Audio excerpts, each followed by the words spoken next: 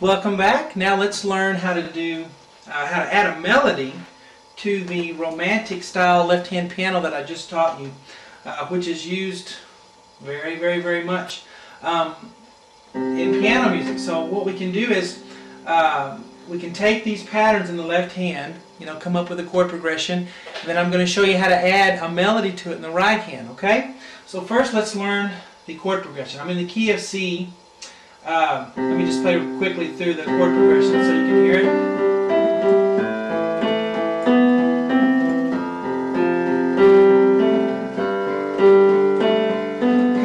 Pattern we just did in the previous lesson, so make sure you don't skip the lesson that was right before this one, because I'm not going to go real extensively into the left hand pattern again.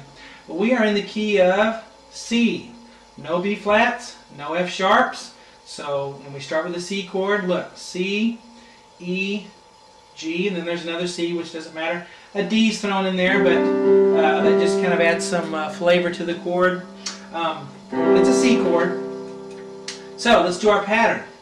Octave and a fifth. So here, let me show you real quick again. We go C, G, C, the octave and a fifth, back to the fifth, to the G, and then we're going to go D, back to G, E, back to G. So, and again, I went over that really in detail in the previous lesson. So if this is hard for you, go back to that one before you continue on.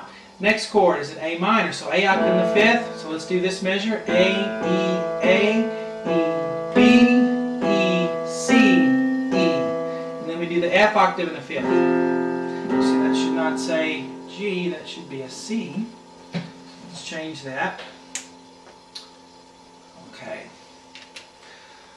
Alright, so F, C, F, back to C, up to G, with the thumb, back to C, up to A, back to C. The last chord is a G chord. Notice the bass note is the name of the chord every time, at least in this case. So G, D, G, back to D, reach up for A with the thumb, back to D, reach up for B with the thumb, back to D. So each measure for left hand will feel exactly the same in the left hand because they're all white keys. You'll just be in a different place on the keyboard. Now, so we know how to do that. And make sure you're using pedal for this, because it will not sound very good with no pedal. Come on, we got to have pedal. So hold the pedal down, each measure, and then quickly change it when you go to a different chord. And we're doing each box just one time. Now, when you write a melody, when we do chords, there's rules and pretty strict rules. With a melody, the rules aren't so tight. I mean, there's a lot more freedom, but typically you want, at least when we start right now, let's have the melody be a note that's part of the chord, okay? So if I say I'm doing a C chord here, let's let the first melody note be a C, because we know that'll work. We can't play an A flat. I mean, we could, but we don't want an A flat when we're playing a C chord, right? Listen to that. It doesn't work unless we're trying to sound real scary and frightening, but we want a note that's part of the chord. So let's choose either a C, E, or a G, or even the D too, but let's use a C. That's a safe bet. So I'm going to put a C right here for the melody note in the right hand. Let's see if that works. It works. So, alright, now we go to an A chord, an ACE chord. So ACE for this second box. What could we use? Well, instead of using an A, I'm going to use an E, because an E is also part of the A minor chord. Let's see if that works.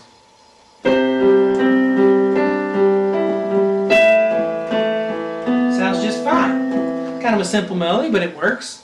It gets us started with writing melodies for right hand. Next, we want an F chord, a note for the F chord. Let's see. Let's use an A.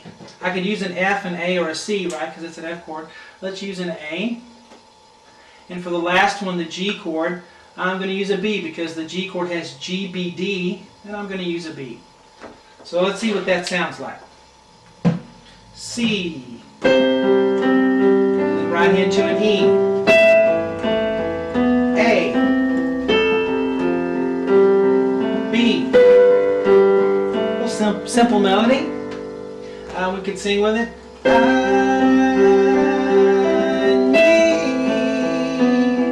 need someone.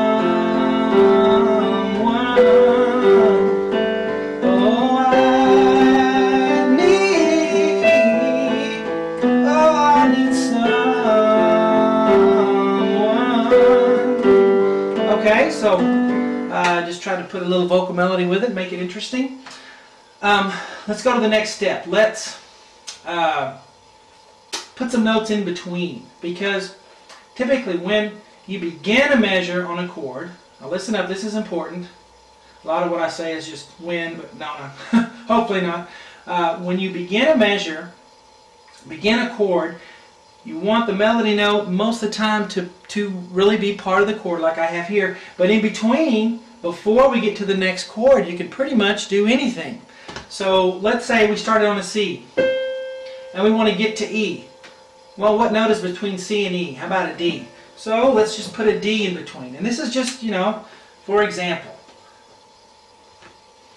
Alright, so if I went C, see how I put the D in there, and I can put it in any place. Let me put it in a different place.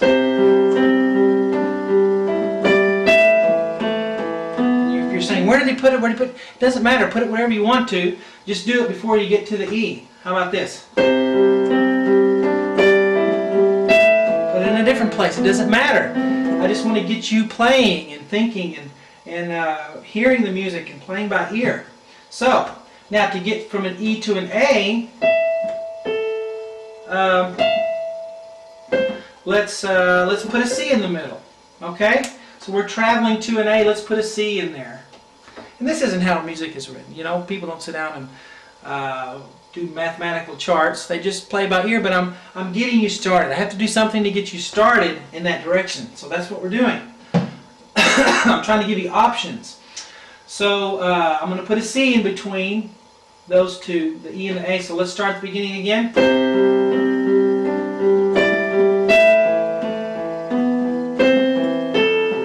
Sounds good, huh?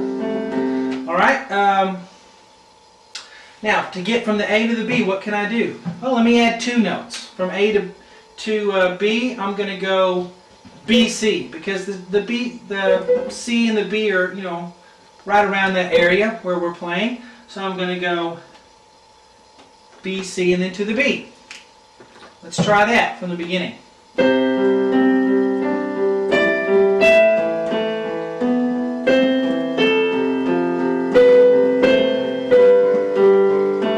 I did not think this out beforehand. I actually did it right here as we're sitting here. There's lots of options. You know, I could also, from the E to the A, let me play, you know, a D, C, B, A instead of just a C. Listen to that when I get to this section right here. So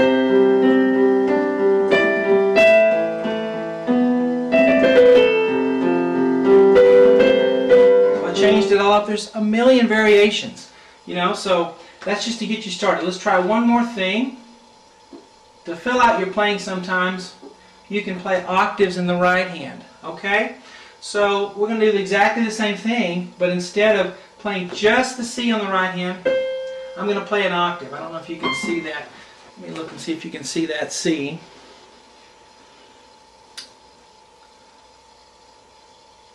Let me see.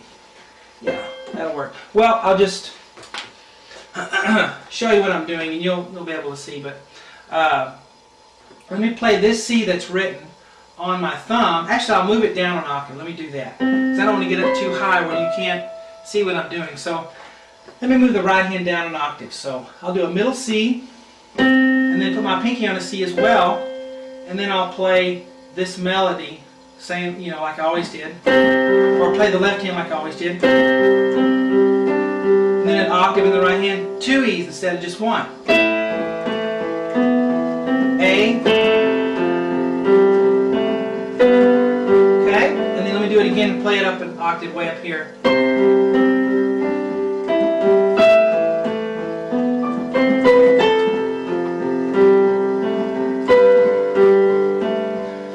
Okay, so to fill out a melody, if you want to make it bigger and have a broader sound, you can do melodies with octaves in the right hand, as long as there's not too many notes, because it's hard to play octaves fast. So see what you can do with that.